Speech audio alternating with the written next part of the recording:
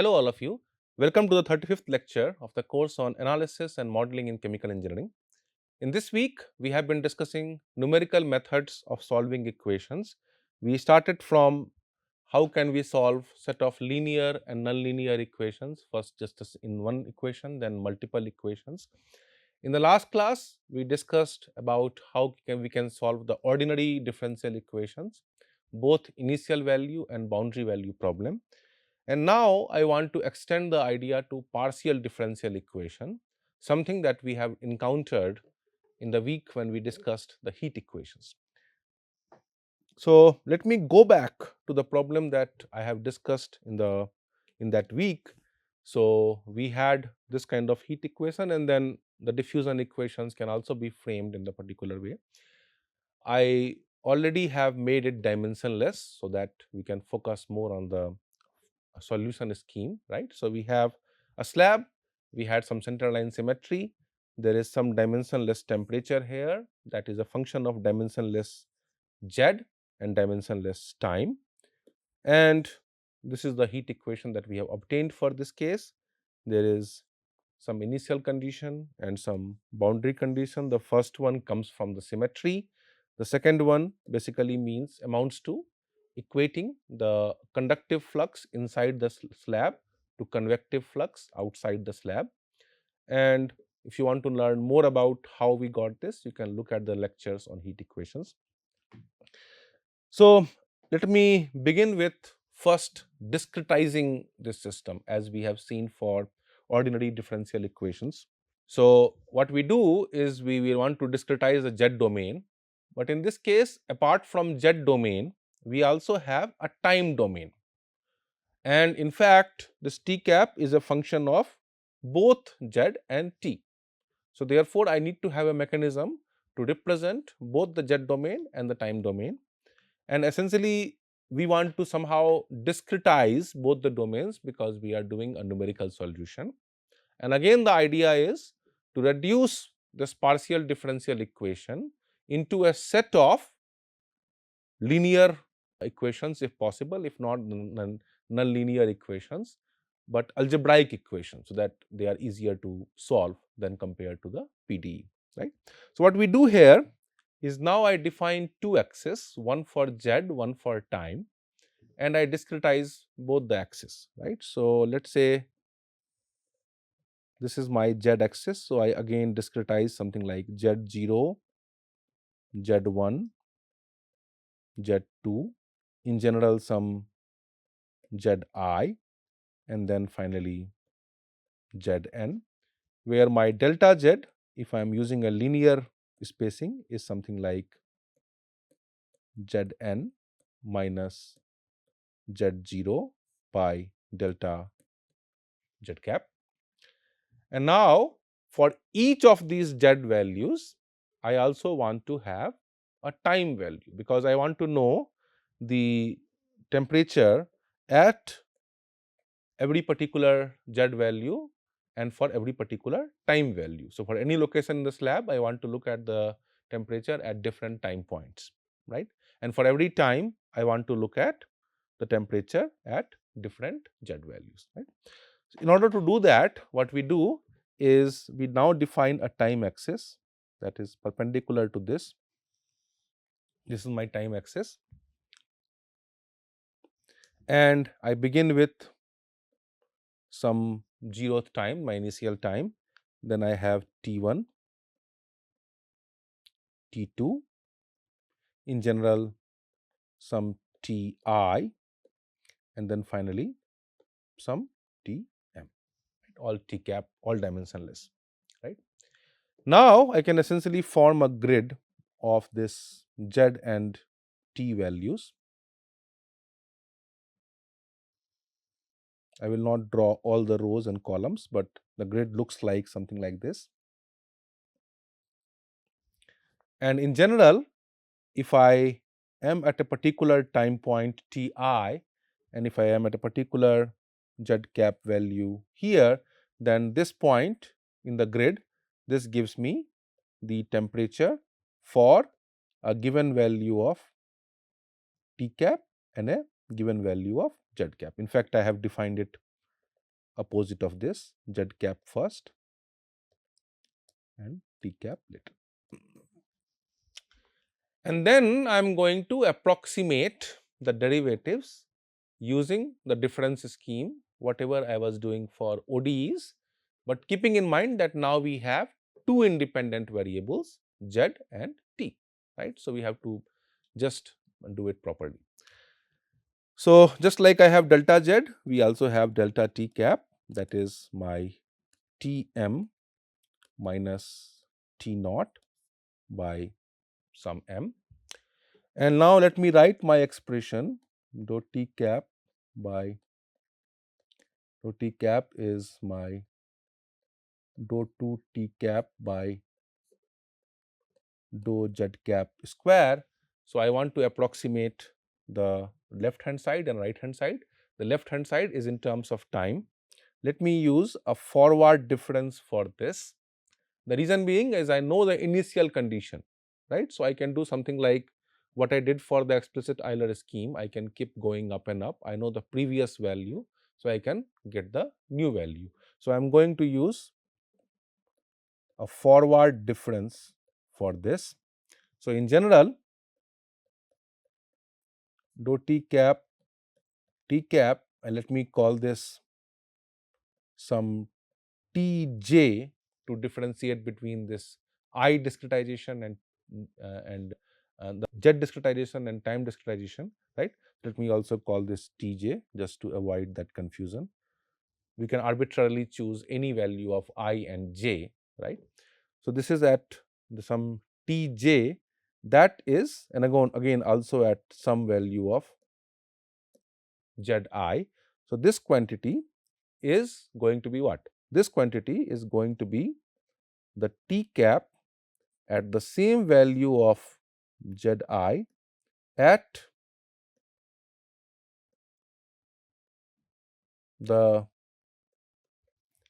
the next time minus the t cap zi at the previous time, and this is divided by delta t cap. So, just to make it neater to look at, I can also write it as something like t cap I comma j plus 1, where the understanding is the first index represent the position along z direction and second index represent the position along the time direction, minus t cap I j by delta t cap. Now, let me look at the second term, that right hand side, and I approximate using the central spacing formula, whatever we have derived earlier. So, I approximate the second derivative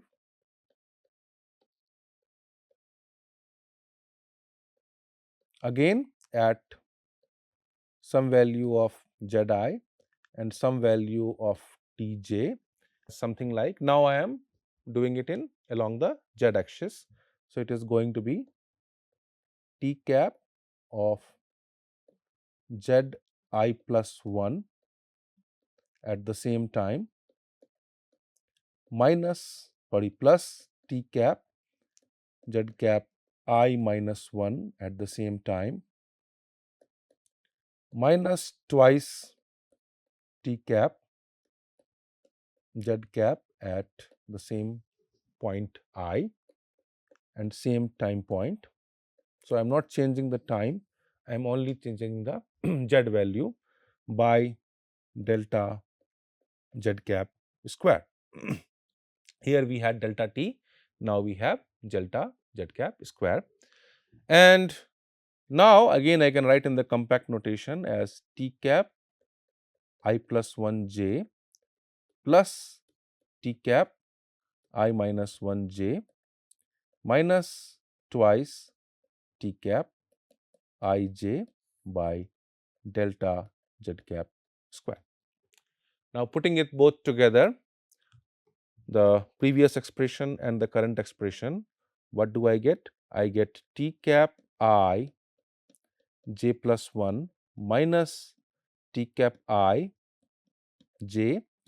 Let me move this delta t cap to the right hand side, and I get something like delta t cap by delta z cap squared, and we have t cap I plus 1 j plus t cap I minus 1 j minus twice t cap I j.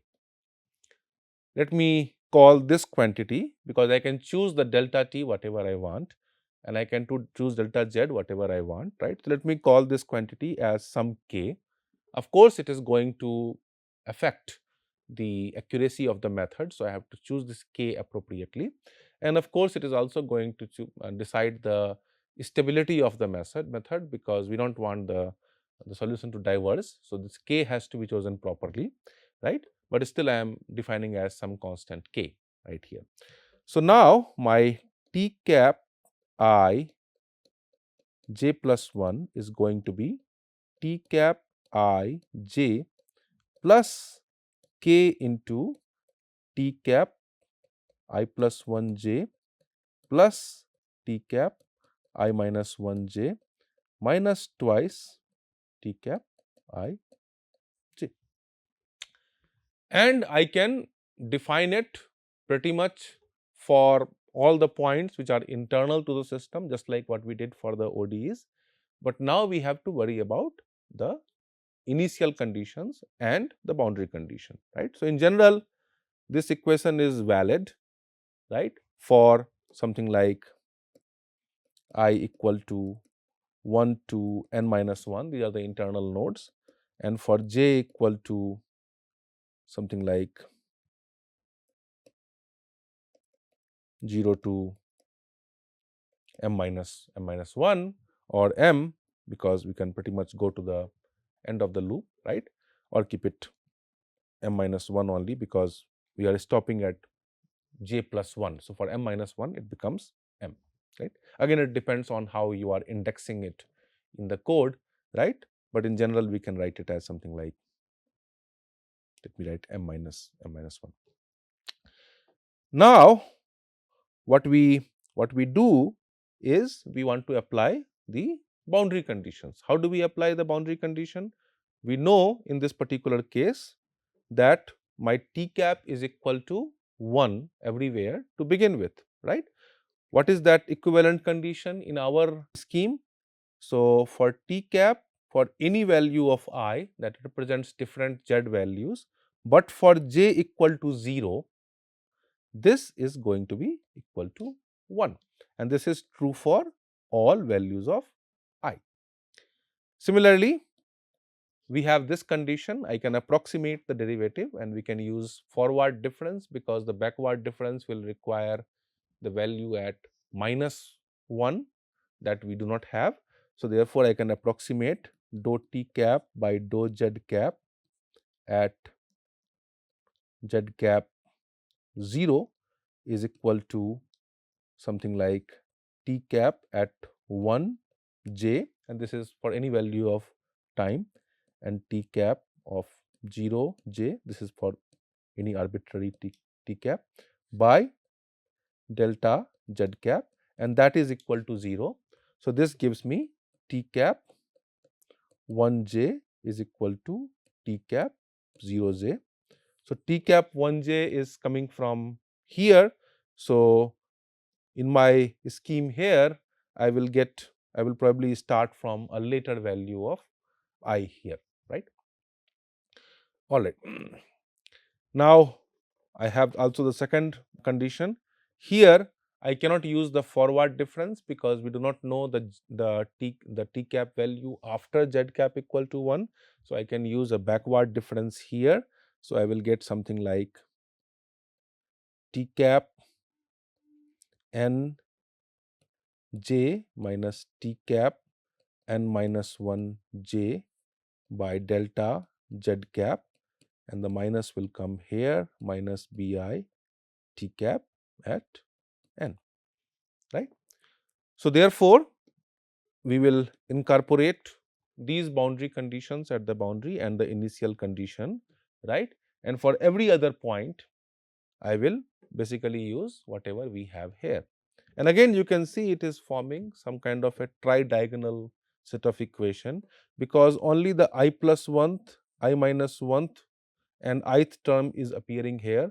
This will correspond to the diagonal term in my matrix. This is going to corresponding to the lower diagonal, and this will correspond to the upper diagonal, and therefore whatever matrix we have, we can solve it using the method that we have discussed earlier, the Thomas algorithm for tri-diagonal matrices. So we have kind of a problem that we can set up into some matrix form, and now we know how to solve it. In this case, it's a linear set of equations, so we can pretty much use the methods for a linear set of equation. We can compute the inverse, or we can use the Thomas algorithm in this case, and then we are pretty much done, right? So we can get the value of t cap. Of course, the value of k is going to be critical here, and there are cases where the method is unstable, it is diverges because the choice of k is not proper. Of course, I can use higher order difference schemes to make it more accurate and things like that. That is quite possible, but this is the pretty much conveys the basic idea that gets there, that no matter what we have an ODE or a PDE. Ultimately, we want to reduce to a set of linear and nonlinear equations, and therefore, if you know how are a set of linear and nonlinear equations are being solved, the same methods you want to apply if you are using these kind of methods for also solving the ODE and PDE. There is more to it. There are more detailed methods called finite element and finite volume methods. In all the cases that I have discussed, we typically had like only one dimension. In the previous case of catalyst palette, I did from r equal to 0 to in one dimension. In this case, I did from z equal to 0 to L, again in one dimension. But in reality, many cases that you will encounter, your domain can have any arbitrary geometry, right? And therefore, the discretization on a single line is not what you typically do in those cases, right? Because you cannot reduce it to a one-dimensional problem. So in a typical 2D or a 3D problem, you have kind of an extension to the finite difference method, which of course involves a bit of more math, but the basic idea remains the same, that we want to reduce the PDE or ODE which I have into a set of linear equations or nonlinear equations that we can solve, right? The basic idea here is, rather than having domain, having nodes and all that, we can basically divide it into arbitrary elements. In most cases, they use like triangular or quadratic elements, and then each of these small elements that you see, I define the variables there, let's say my t cap, right? And then there are mathematical schemes to basically approximate the derivative, first order derivative, second order derivative for each of these elements, right? There are two class of methods, and I will not have time to discuss any of that, but you can, when you use any tool, you are using these kind of methods, right? One class is the finite element method, right? And the other class is the finite volume method, right? So many softwares are based on finite elements and many are based on finite volume, but at the core of it is the same idea what I discussed in finite difference. That is, we are discretizing the domain and we basically seek to convert a partial differential equation or ordinary differential equation into many algebraic equations. All right. So nowadays, as I said in the beginning of this week, that we are using software, and I strongly encourage you to use software because software already have all these functionalities well coded, well tested, but we need to be careful about like what the software is giving me, and we should understand to some extent what is getting inside the software, so that you can have some controls, or you know where things are going wrong, we can troubleshoot a problem. For example, if you are using a software for a system of equations and you see that it is kind of diverging, or it is giving an oscillatory behavior. So then, as I discussed in the one of the lectures, we can probably apply some idea of relaxation, which may also be there inside the software, right? Similarly, whenever I am doing this any kind of a PD or ODE, the software must be using some time step, or the step in the z direction or x direction or y direction. And if you are not getting accurate results, then in most cases you can attribute it to the discretization scheme that you are using, and we can use a finer discretization to get more accurate results.